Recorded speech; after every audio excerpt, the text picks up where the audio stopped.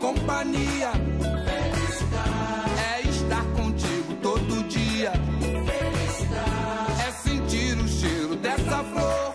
Felicidade é saber que eu tenho seu amor. Olá, sejam muito bem-vindos ao terceiro dia da nossa 7ª Jornada Pedagógica da Educação Infantil. Com vocês, para dar as boas-vindas, à nossa secretária de Educação da cidade do Rio de Janeiro, professora Helena Bomeni. Bom dia, um prazer enorme estar aqui com vocês para discutirmos a Base Nacional Curricular Comum de Educação Infantil. Nossa cidade já tem uma discussão a respeito, mas é importante estarmos todos juntos e irmanados com essa discussão para a educação infantil do Brasil e cada vez melhor. Prazer e belo trabalho para vocês durante toda essa semana.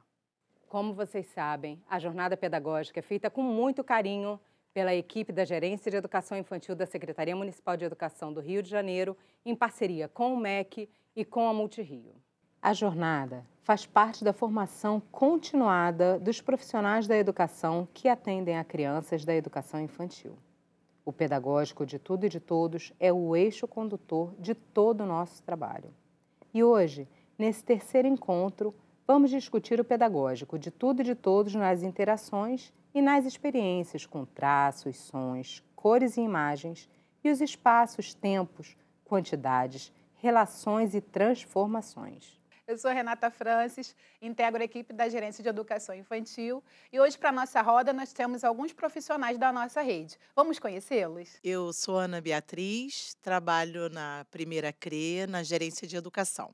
Raquel Marina, professora do EDI Dona Marcela, com Maternal 2. Oi, eu sou Leide Guinever Martinez, diretora do EDI, professora Tânia da Rocha Correia. Eu me chamo Felipe Assis, sou professor de Educação Infantil na primeira CRE, no EDI Simone Souza Pimentel, professor da turma do Maternal 1. Meu nome é Bárbara Prudente, eu sou professora de Educação Infantil na pré-escola, no CIEP Zumbi dos Palmares e no EDI Daniele Simões. Eu sou Glícia Lins, sou diretora adjunta na 10ª CRE, do EDI João Correia. Olá, me chamo Wagner Santos, sou agente de Educação Infantil do Maternal 1, no EDI José de Souza Ramos, 11ª CRE. Olá, eu sou Michele Mendes, diretora do EDI Norma Andrade Nogueira. Meu nome é Tamires Mesquita, sou professora de Educação Infantil do Maternal 2, na creche municipal Rogério Cardoso Furtado. Olá, eu sou Rosana de Sá, professora de Educação Infantil, Maternal 2, na creche municipal Mané Garrincha. Eu sou Renata Fernandes, professora do Maternal 2 da creche municipal Recanto da Cachoeira. Sou Anne Patrícia Pimentel, sou membro da Gerência de Educação Infantil.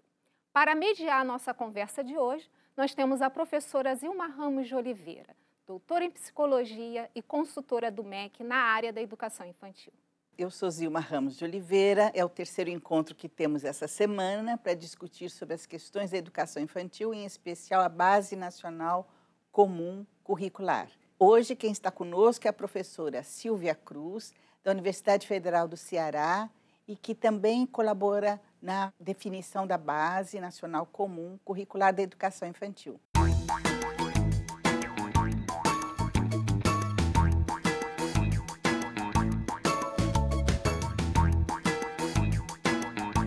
É pela experimentação que aprendemos. Provar, sentir, vivenciar, ouvir, participar são apenas algumas ações que contribuem para o desenvolvimento infantil.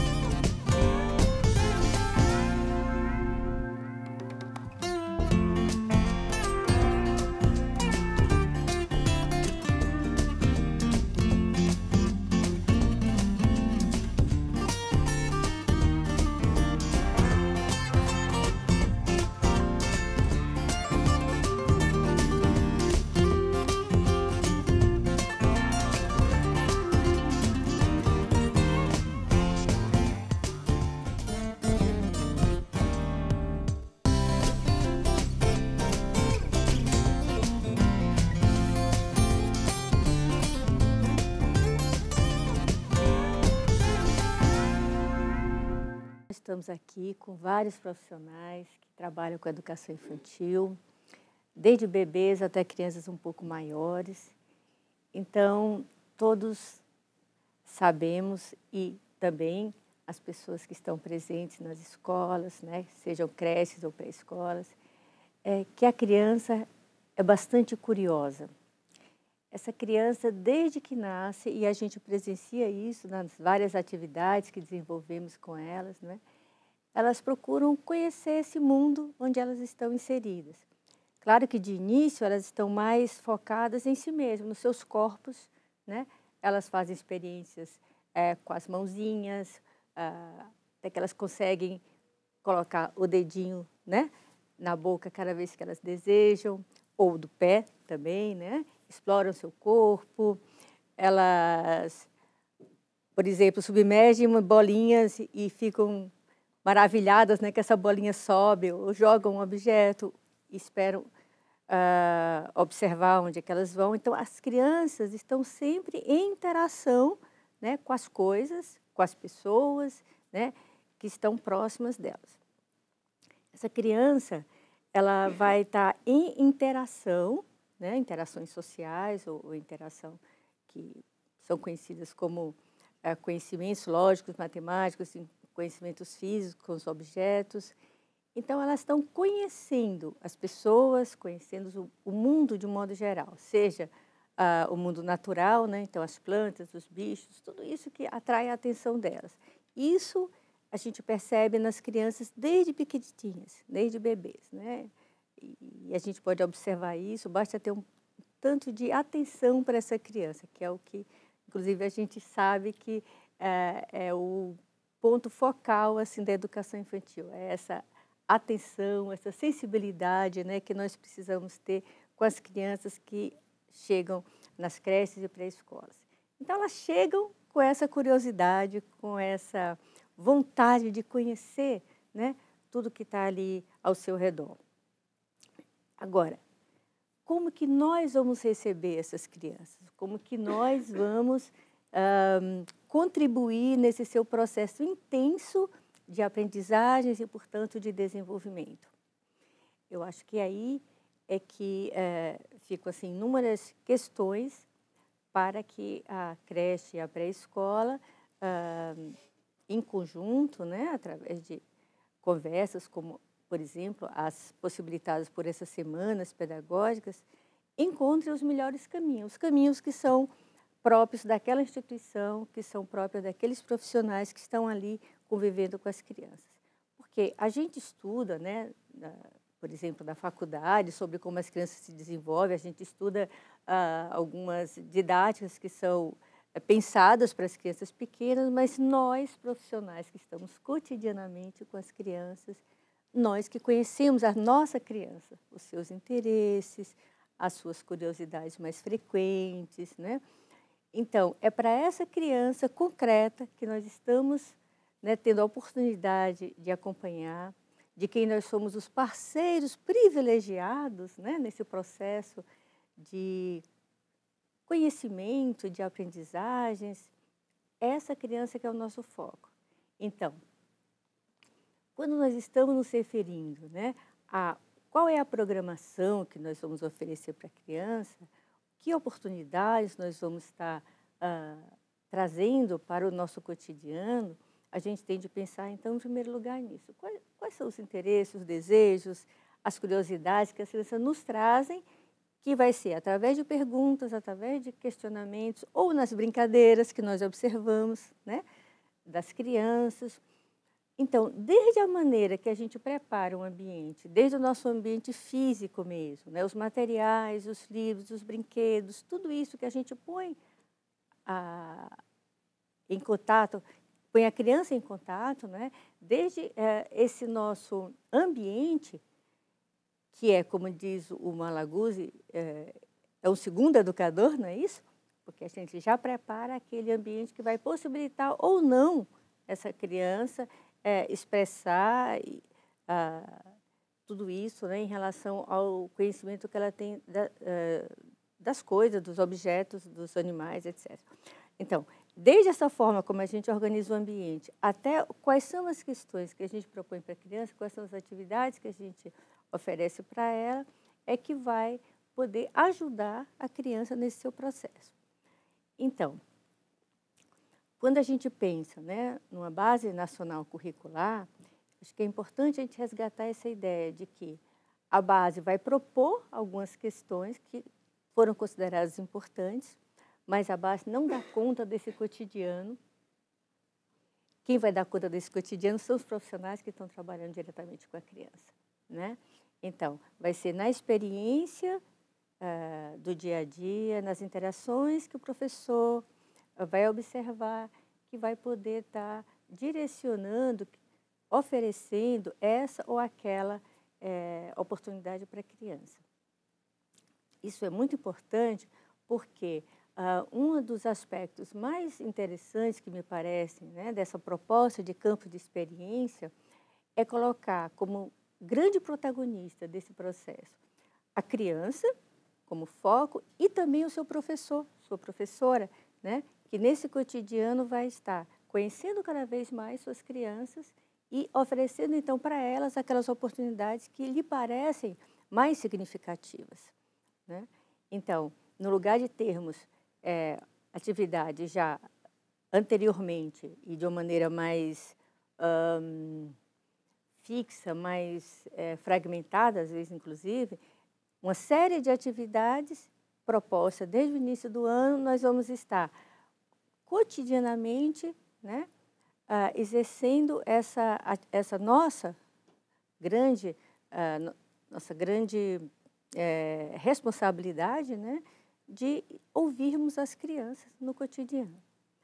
Bom, então, com base nessa grande curiosidade natural, normal que toda criança tem, o que nós vamos propor para elas? Que tipo de atividade vai ajudar essa criança não só a expressar essas curiosidades, mas vai também ajudá-las a explorar situações em que essa curiosidade pode ser satisfeita, levantar hipóteses sobre questões que ela se interessa, pensar também como registrar, né, essas experimentações que são feitas, essas observações, e como discutir com os colegas, como apresentar, né, o resultado desse trabalho para outros, seja seus colegas, ou seja para outra turma, ou para um professor, ou como é que eu vou comentar sobre isso em casa, etc., né?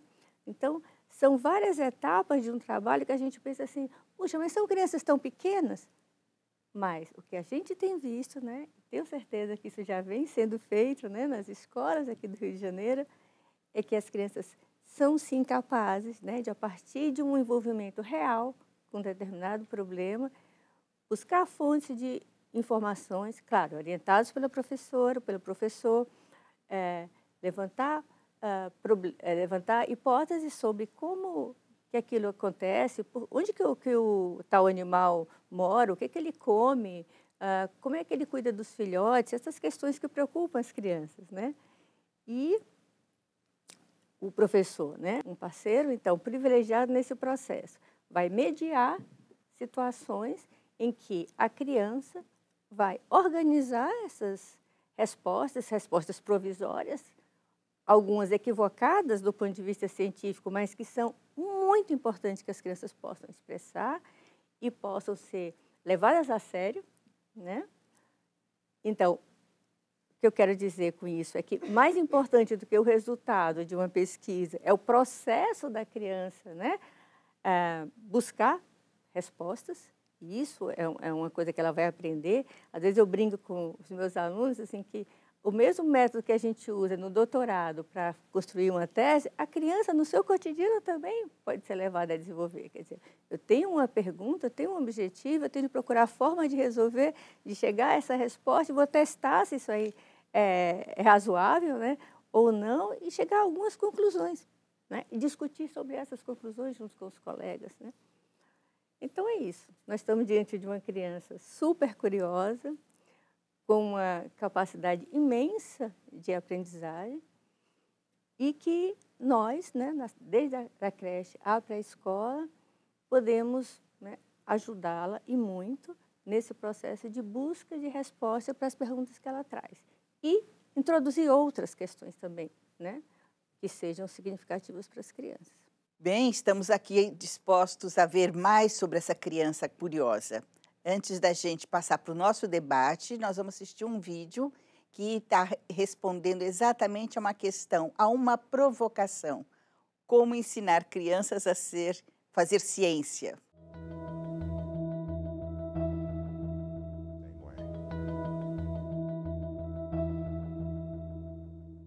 I'm often asked by parents, what advice can I give them to help get kids interested in science?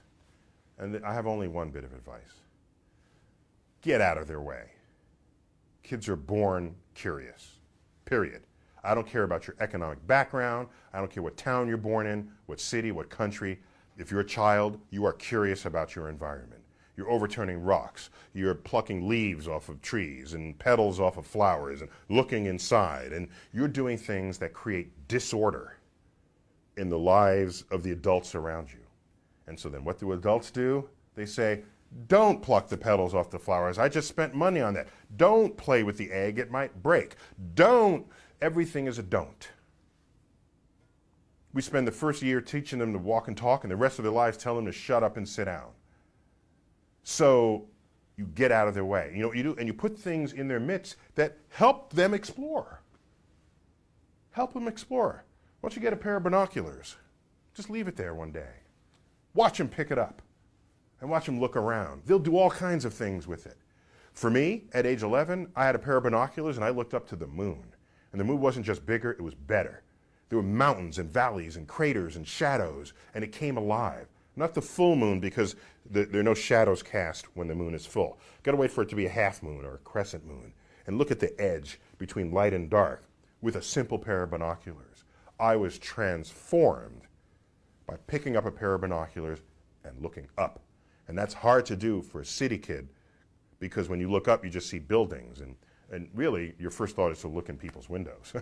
Really. So to look out of our space and out of living space and look up to the sky, binoculars go far, literally and figuratively. That's what got me started on the universe. It might get some kids you know started the same way.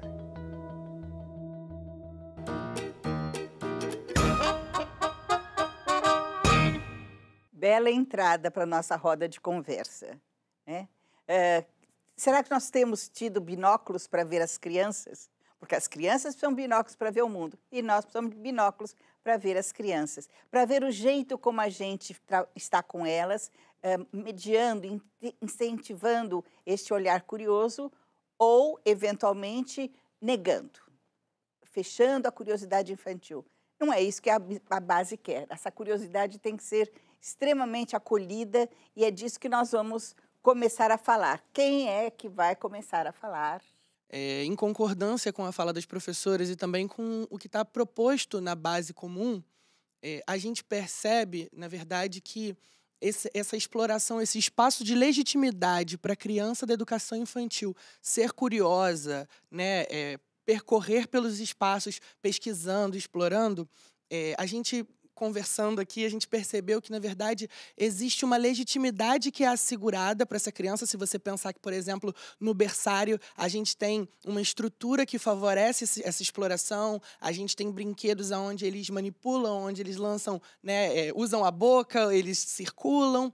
E aí a gente parou para pensar como que podemos, no nosso dia a dia, na nossa rotina, na nossa prática, propor espaços, né, realmente que venham a favorecer essas experiências, a busca da descoberta, a busca das interações, um ambiente realmente relacional.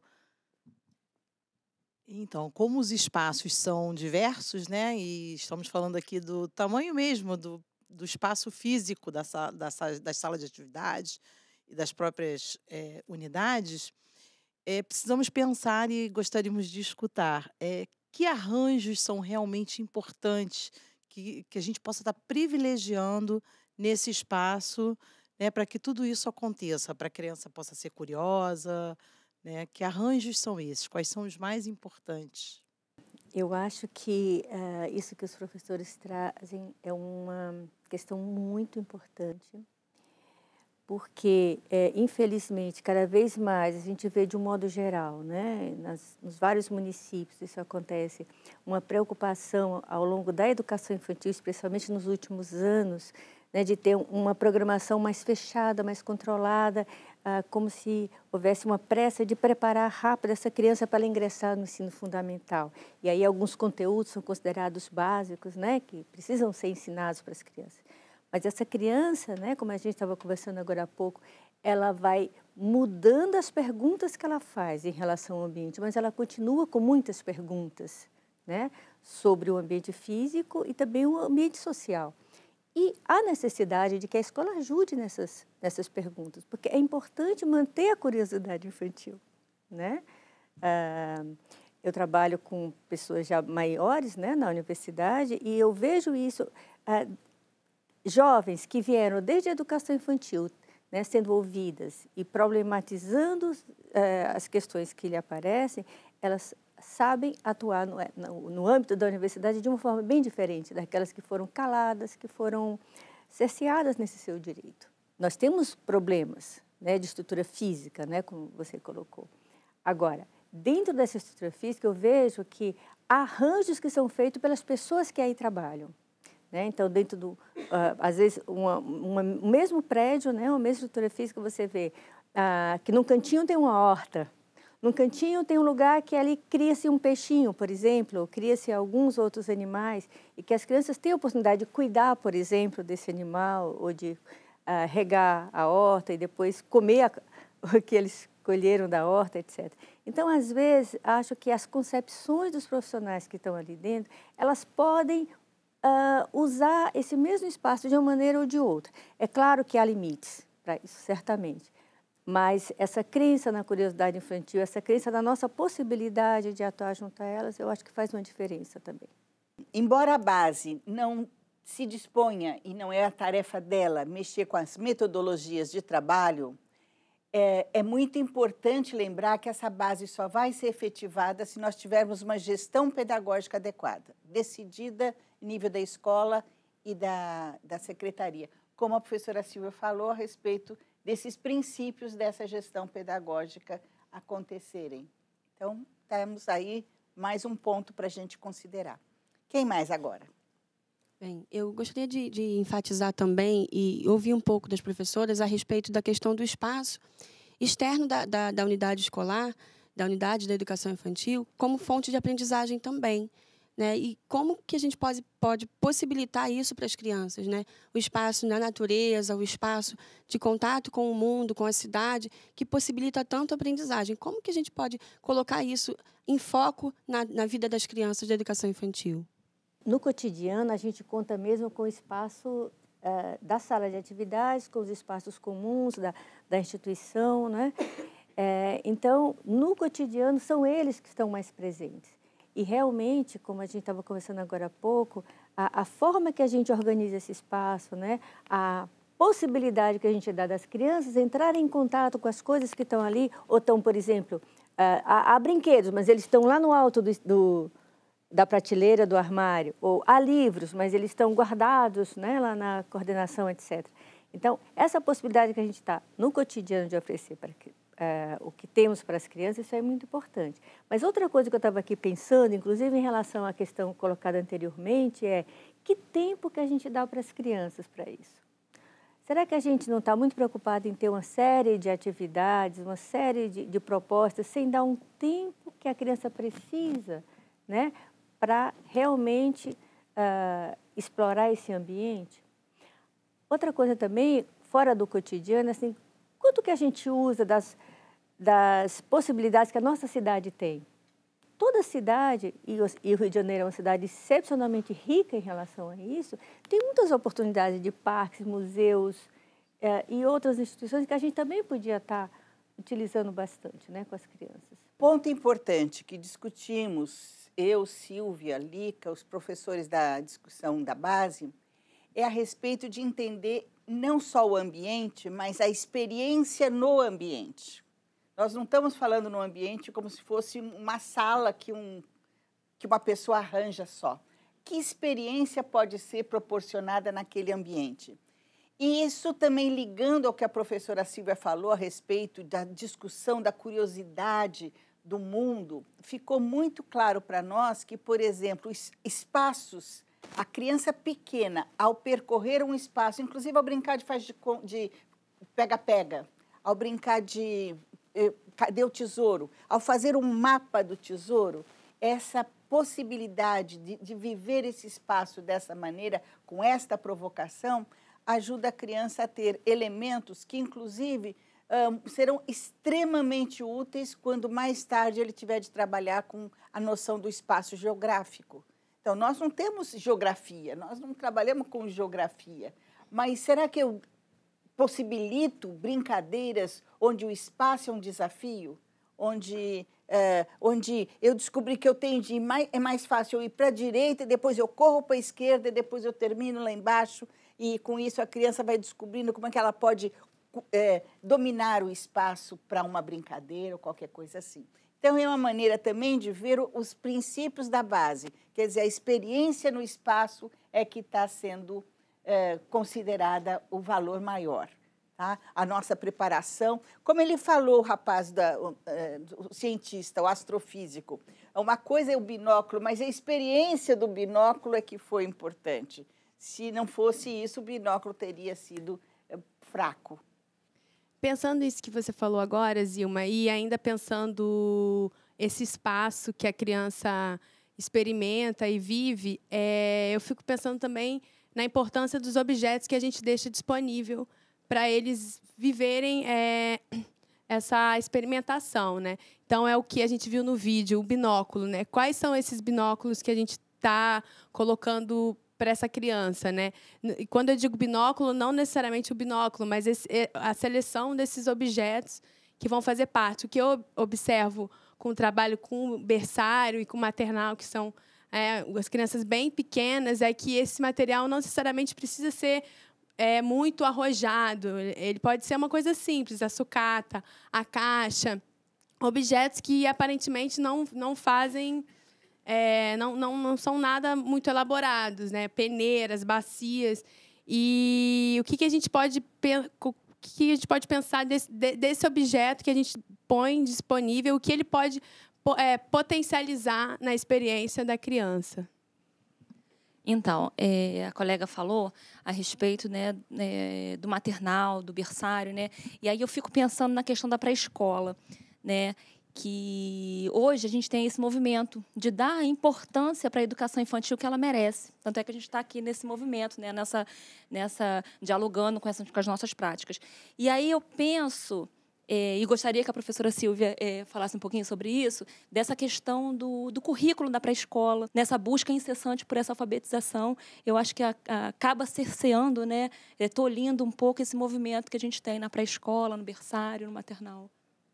Como a gente estava conversando antes, né? Nós recebemos essa criança, desde bebê, curiosa, em interação com o mundo, com as pessoas, e nós temos um papel. Ela não está num ambiente como o doméstico ou da rua onde ela mora, ela está num ambiente que deve ser estruturado para facilitar essas aprendizagens e promover, né, conhecimentos. Então, como as próprias diretrizes curriculares colocou muito bem, o currículo na educação infantil não é essa sequência de conhecimentos, mas focando na criança, deve fazer uma articulação entre os saberes e conhecimentos que ela traz com todo esse acervo, né, esse patrimônio cultural, científico, tecnológico que nós temos. Então, nós temos isso como um grande objetivo, mas a gente está vendo uma criança em todos os seus aspectos. Desde a LDB, temos essa noção, né, de que o objetivo da educação infantil é o desenvolvimento integral da criança. E para que ela aprenda, para que aquilo seja realmente um momento de aprendizagem para ela, aquilo precisa ter um sentido. Ela precisa estar envolvida, ela precisa estar interessada. Diferente de outras idades, né, onde a criança desenvolve o que se chama de uma atenção dirigida. Então, assim, um menino mais velho, ele estuda determinado conteúdo porque ele sabe a importância daquilo ou porque ele quer agradar, sei lá, a professora ou o pai, etc. Criança pequena não é assim. Ela se liga, num determinado tema, porque aquilo lhe interessa. Caso contrário, o professor, a professora vai estar toda hora chamando a atenção dela. Não é isso? Por exemplo, uma roda de história, se você está contando uma história que a criança está interessada, ela fica lá super ligada. Não precisa chamar a atenção, olha para cá, ouve o que a gente está falando. Mas se ela não se interessa sobre aquele assunto, ela vai estar conversando com o coleguinha, se distraindo, fazendo outra coisa. Não é isso? Então, desde bebezinho, tem coisas que interessam a criança e tem outros que não interessam. Então, a criança, assim, ao longo da vida inteira, na verdade, nós temos o grande motor do nosso conhecimento é o interesse, é o desejo, né?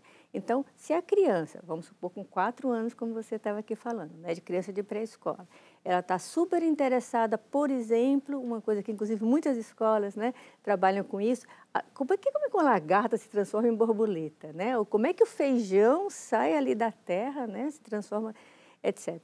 Então, se ela está interessada nessas coisas, né, e não está ainda preocupada, embora ela esteja no ambiente que é o nosso ambiente normal, né, onde estão aí vários portadores de textos, né, onde a gente trabalha muito com a linguagem escrita, mas se aquela criança ainda tem pequeno interesse em relação a isso, ela não vai se envolver nas atividades ligadas a isso. É claro que a escola tem de oferecer algumas situações do tipo, como a gente falou agora há pouco, a leitura de histórias, né, a criança falar sobre, por exemplo, algum acontecimento que todos presenciaram e ditar para um professor um texto que ela vai escrever. Então, é uma forma diferente de falar, né? E tem a ver com essa linguagem verbal, etc. Mas, queria voltar a esse ponto que eu acho importante, porque isso tem muito a ver com o papel do professor no seu cotidiano, né? É perceber esses interesses, perceber onde é que está a questão daquele momento, né? Então, claro que a gente vai fazer planejamentos, mas é um planejamento flexível e alimentado por essa escuta das crianças. E aí, às vezes, quando a gente atropela esse interesse normal, natural que a criança tem, trazendo outros conteúdos e gastando quase todo o nosso tempo inteiro nesses outros conteúdos, a escola se torna chata. A gente vê relatos de muita criança, infelizmente, a gente tem visto em pesquisas, né, que acham a pré-escola chata. Nós, professores, temos por hábito iniciar o ano planejando as nossas atividades com as crianças.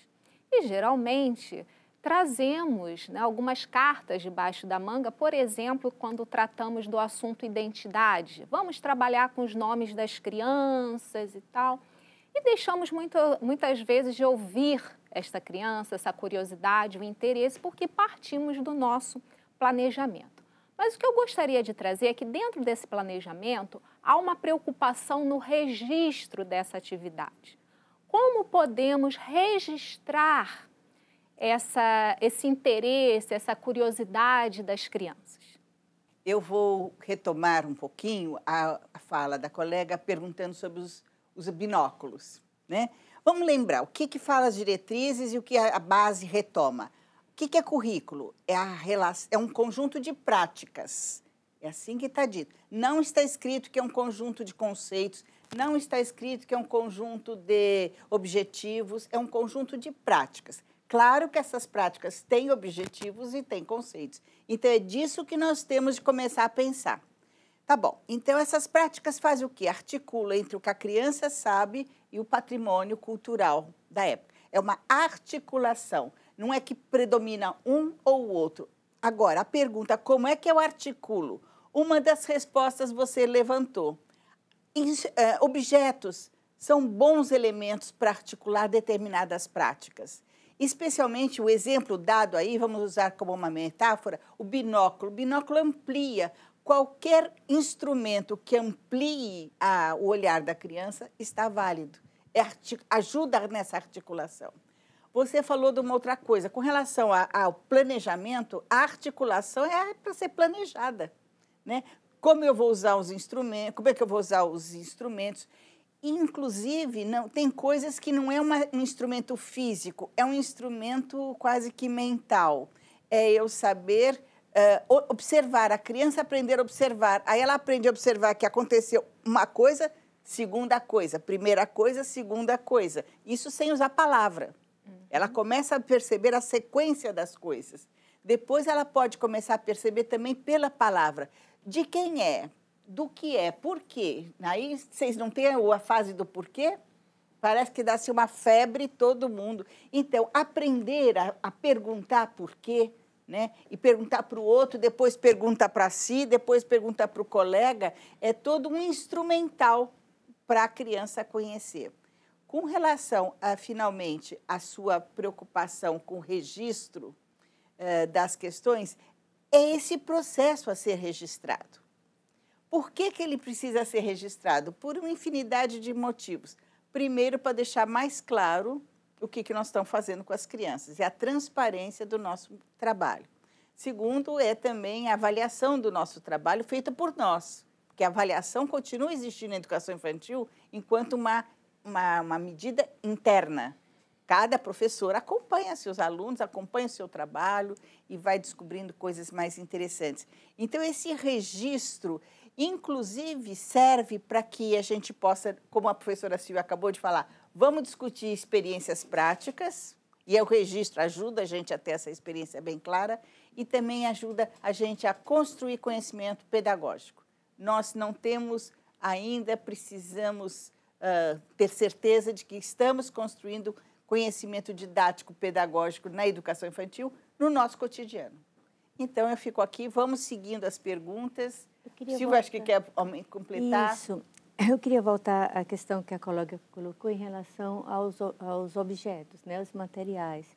Sim, por um lado, a gente sabe que a criança realmente se interessa, né, e pode descobrir muitas coisas com objetos muito simples, né, uma tampa de panela, um pote de plástico com tampa larga, é claro, com feijãozinho dentro que balança e faz barulho, etc.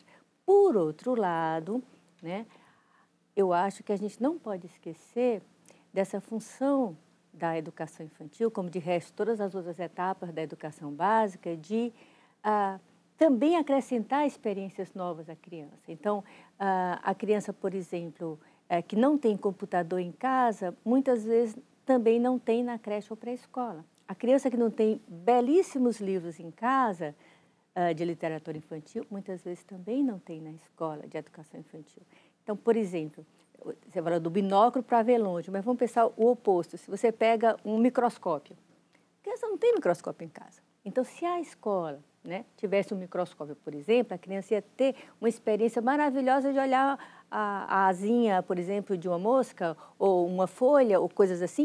Isso ia ser uma experiência nova para ela. Então, ela também tem direito, né, além de todas as coisas que são interessantes, que a gente pode providenciar, e a gente faz muito isso na educação infantil, também ter acesso a certos equipamentos, certos materiais que ela não tem fora.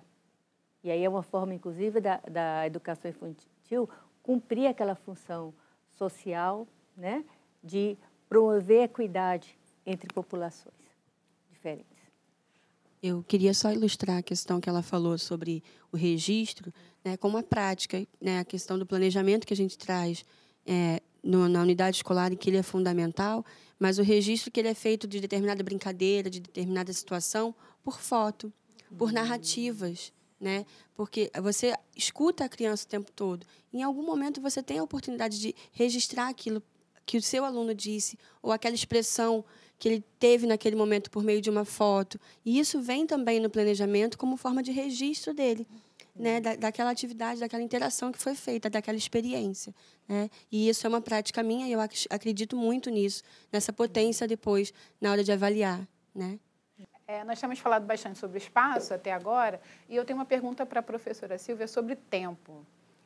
Muitas vezes o professor, ele de posse, de controle desse tempo cronológico, ao planejar, ele se limita a datas comemorativas, né? Uhum. E aí a gente assim, acaba se esquecendo desse tempo histórico, né? Onde o aluno, onde a criança, onde o adulto, ele é um agente de mudança social e também se modifica. E aí, como a base vê esse tempo para essa criança, como que o professor deve planejar atento a esse tempo, o tempo dessa criança, esse tempo histórico, esse tempo de transformação, de mudança social, que ele age e que também é modificado.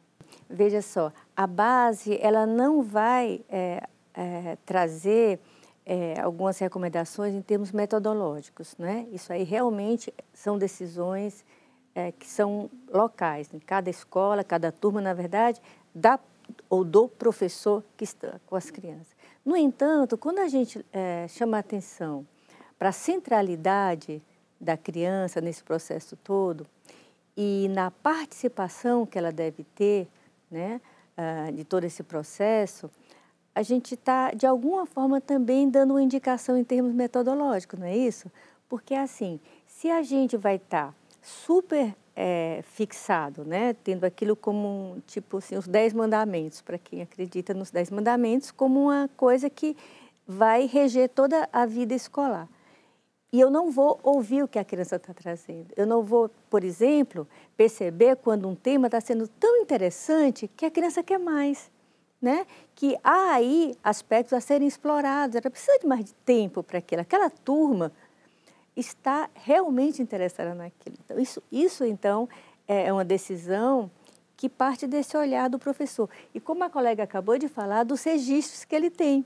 Então, os registros, eles vão dar ótimas indicações para me pensar o planejamento, não é isso? Então, se eu registro, né, como a minha turma está se interessando, interagindo com o tema que está sendo discutido, não, por exemplo, se eu começo a trabalhar, vamos supor que a minha escola adote ainda essa questão das datas comemorativas. Eu estou trabalhando algum aspecto sobre os índios, por exemplo. E as crianças estão interessadas, por que eu vou parar? Porque passou a data? Né? Ou, por outro lado, e se as crianças não estiverem interessadas naquele determinado momento, como você falou, que é um contexto, vamos supor que elas estão agora no Rio de Janeiro, super interessadas nas Olimpíadas, e é isso que elas estão falando, porque é isso que elas ouvem a toda hora. Então, não cabe naquele momento estar falando sobre o índio, mas quem sabe, mais adiante isso vai ter uma chance, não é?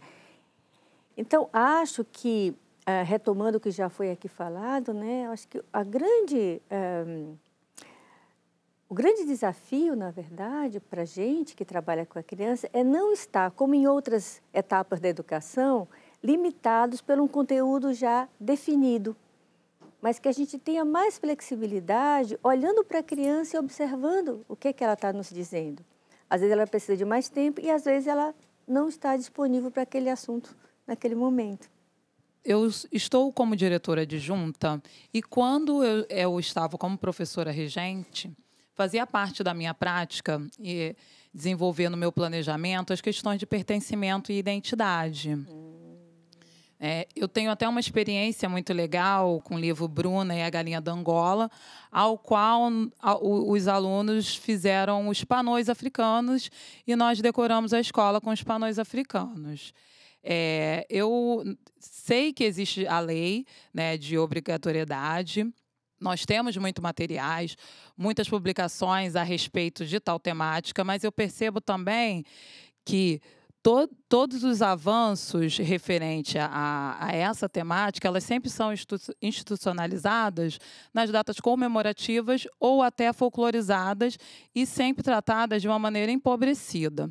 E qual é a minha questão? Eu penso em qual aspecto eu posso dar maior atenção na formação do profissional que trabalha com a primeira infância relacionado ao pertencimento e identidade das crianças. Posso pegar um pouquinho a palavra? Então, eu queria dizer alguma coisa no seguinte, ligando um pouquinho o que você falou, a palavra do pertencimento tem muito a ver com o que fomos no encontro anterior discutir a respeito da questão da importância de se mexer com o tema eu, tu e nós. Eu, o outro e nós. Porque saber quem sou eu é a grande questão. Então, a questão de discutir os pertencimentos de raça, etnia, de religião, de questão, é muito básico para um pequeno. Mas não é só isso, não. O pequeno também precisa ser assegurado do seu ritmo. Ele pode ser mais lento, e isso é ele. Eu não posso apressá-lo porque ele é lento nesse momento. Então, essa questão do pertencimento não é à toa que passa a ser parte do primeiro campo de experiências que a gente colocou e também do aspecto dos direitos de aprendizagem. Tanto ele tem o direito de aprender a conviver do jeito que as pessoas são e da melhor maneira possível, como ele tem o outro direito de aprender a conhecer-se. Inclusive, lidando com esse conhecimento no sentido ativo, porque às vezes é muito fácil a minha maneira de ser reconhecida ou não é muito fácil a minha maneira de ser reconhecida. Então, se a gente fizer um belo trabalho na educação infantil nestes aspectos, talvez a gente aposte numa vida escolar mais agradável para as crianças e etc. Então, isso realmente é muito importante.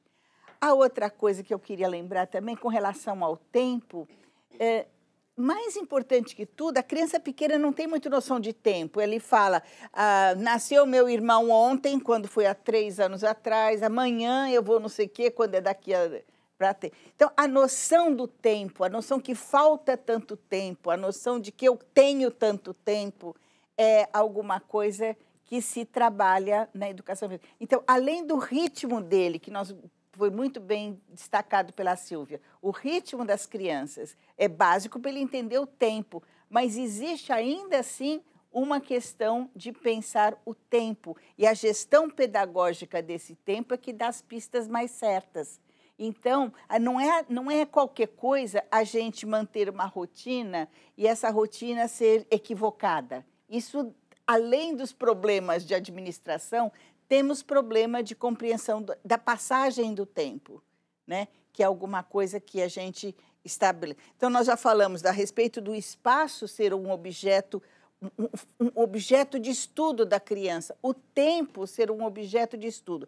Depois que isso, que é mais forte, é compreendido, aí nós vamos começar a discutir que o tempo merece certas pausas, merece certos destaques, merece certas comemorações, o que muitas vezes tem nada a ver com as datas comemorativas. Então, comemorar é importante, marca o tempo. Uma escola que não comemorasse nada ia passar em branco, né? Uma coisa monótona.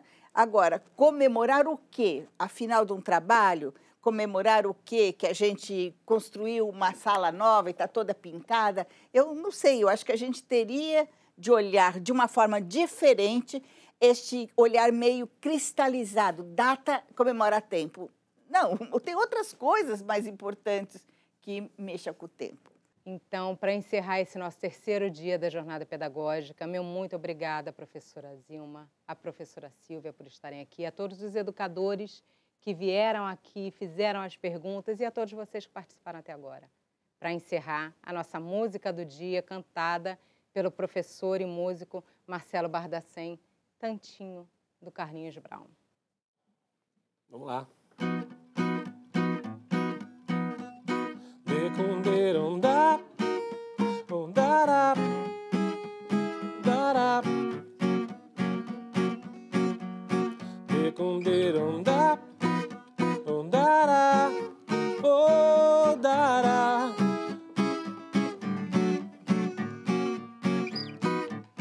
Fiz essa canção em coma de amor. Como estou feliz e sei que estou. Nunca amei ninguém um tantinho assim, sem gostar de quem gosta de mim. Fiz essa canção pro tempo passar. Como estou, só quero te abraçar.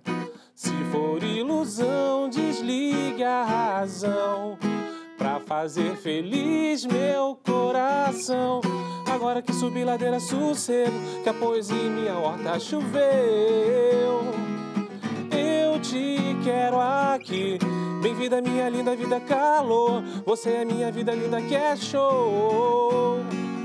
Vem dar em mim, por isso então dá-me tua mão, por isso então dá-me teu amor, por isso então dá-me teu amor,